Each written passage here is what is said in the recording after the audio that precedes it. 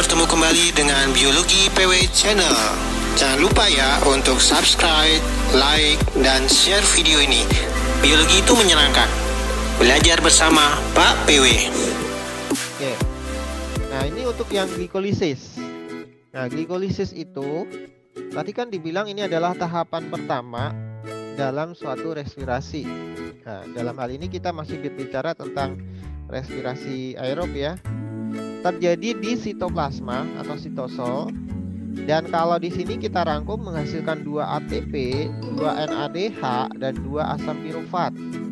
Awalnya ini adalah 6 karbon. 1, 2, 3, 4, 5, 6. Akan diubah menjadi sini kan 3 karbon, maka di sini 2 ya.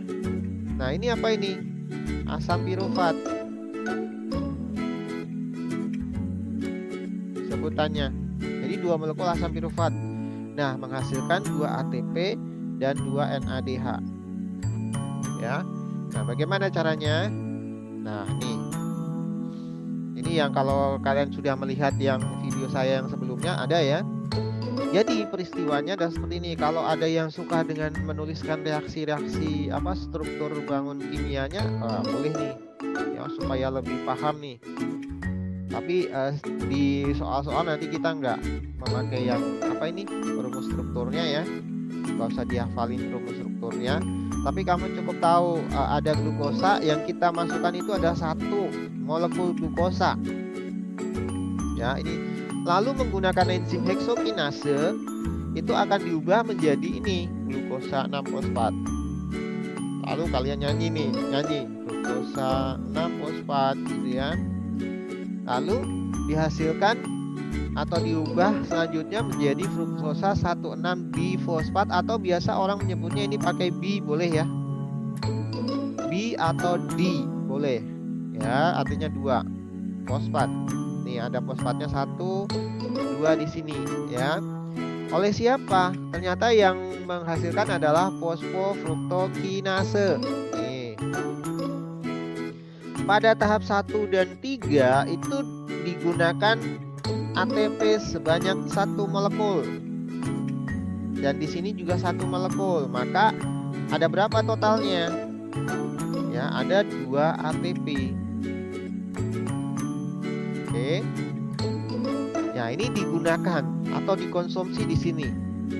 Lalu tahap keempat adalah proses pengubahan fruktosa 1,6-bifosfat menjadi 3 pegal gitu ya, menjadi 3 fosfoglyceraldehid atau 3 pegal. Maka dia 3 pegal berarti kan dihasilkan 2 gitu ya. Ya, dan ini melakukan isomerase namanya.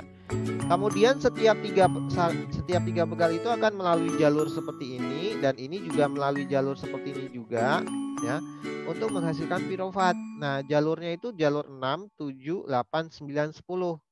Nah, enzim-enzim yang berperanan seperti ini ya, ada fosfoglycerakinase ya, kemudian ada enolase, ada pirufat kinase gitu ya. Jadi pada setiap langkah itu ada enzim yang berperanan. Maka kemarin ketika belajar metabolisme itu yang dipelajari pertama adalah enzim ya.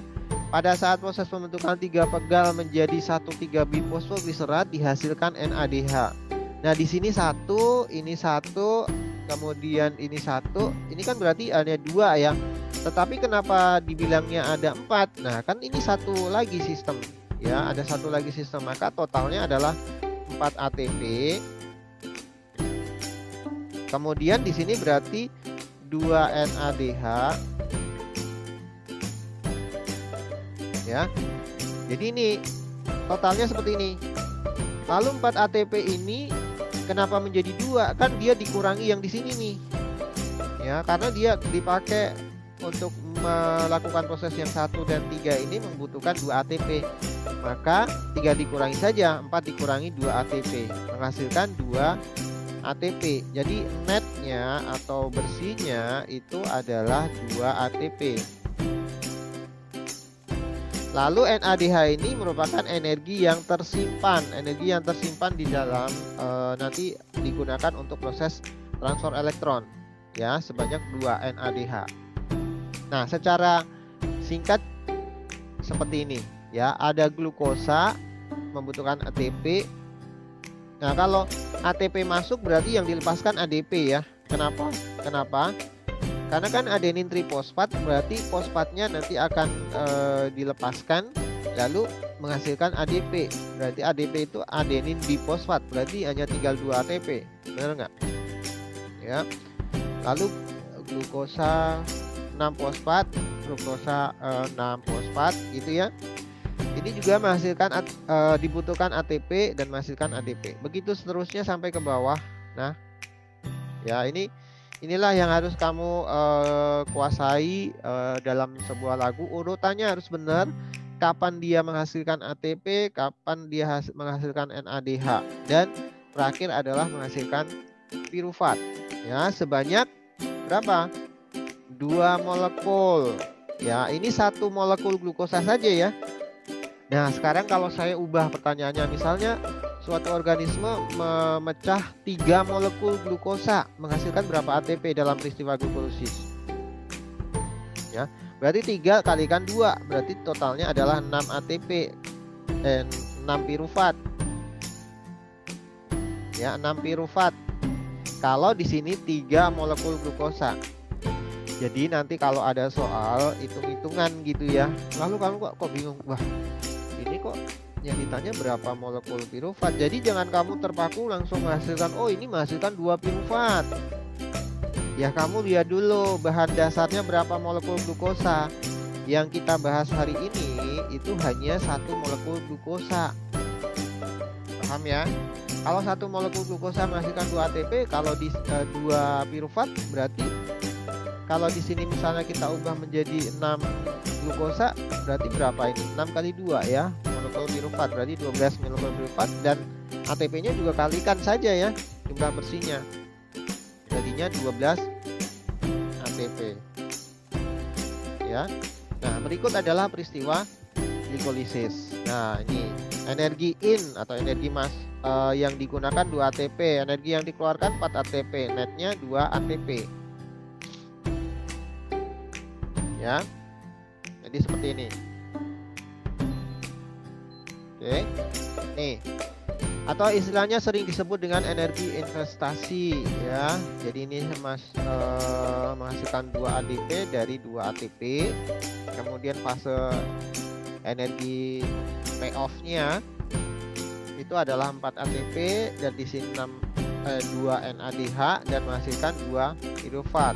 Maka netnya, bersihnya itu adalah 2 pirufat dan 2 molekul H2O, lalu 2 ATP serta 2 NADH. Ya, kenapa 2 ATP tadi udah dikasih tahu ya, dari 4 dikurangi ini 2. Oke. Ya. Oke, jadi ini yang namanya peristiwa glikolisis. Nah, sebelum lanjut, apakah ada yang mau ditanyakan? Nah, habis ini saya putarkan video yang bisa memberikan gambaran. Terima kasih ya yang sudah subscribe, like, dan share video ini. Biologi itu menyenangkan.